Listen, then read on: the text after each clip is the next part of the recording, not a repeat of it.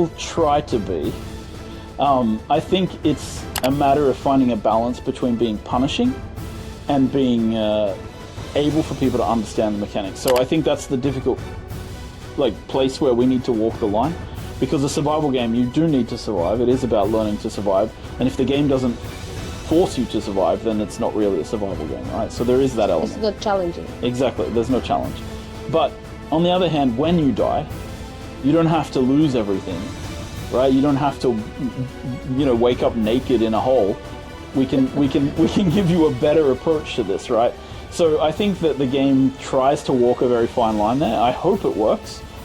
We are seeing somewhat positive results in the betas and stuff, so let's hope so. In the future, maybe one day, yes. I would like to do that. The current plan is to focus on Arrakis for the foreseeable future. The launch game will only contain Arrakis, but, in distant updates, because the game will be live and we'll keep it running for many, many years. Conan Exiles is now 8 years old, still going strong, still being updated. Dune will be the same. So, who knows what will happen along the way, but it's certainly in my plans that I would like people to be able to visit Caladan or Gidi Prime one day, maybe Kaitan, and see kind of more of the universe. So my starting point was to go to the books and pull out all of the different areas that Herbert described, right? And then to sort of run those areas through a filter of okay, this is what the movies are doing.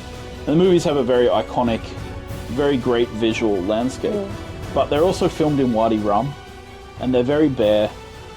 And when you read what Herbert was writing, he was talking about polar caps, he was talking about the Graben, this long geological ditch where they had villages, salt flats, he was talking about different types of rocky areas, he was talking about the shield wall, he was talking about the experiments that the Fremen were doing to make parts of the planet greener, he was talking about small animals and vegetation.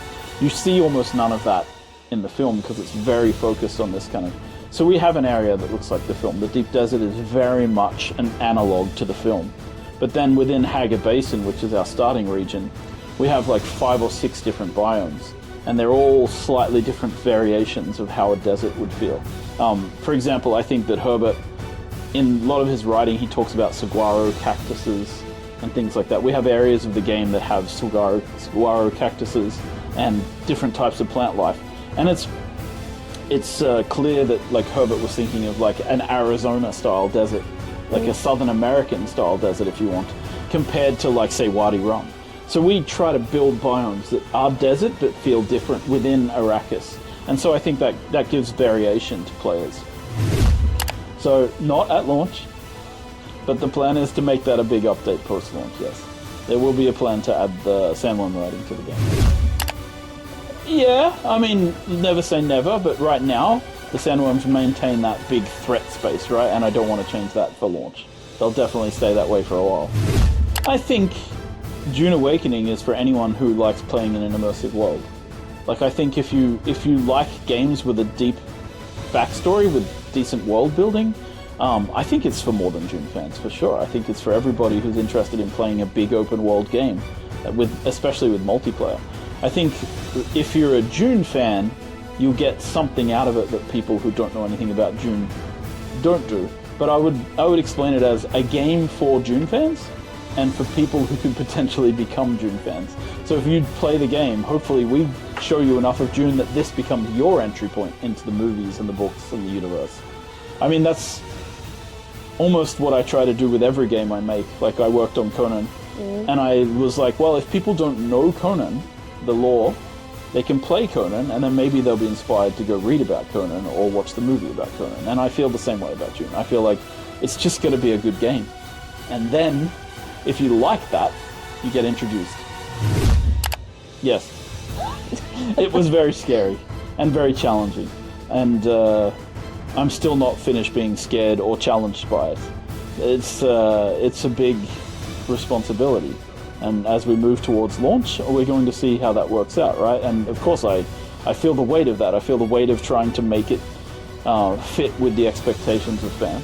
I feel the weight of trying to make it, match up to the giant that is Frank Herbert. And Denis Villeneuve, on the other hand, I have one of the greatest filmmakers of our age and one of the greatest writers of his age.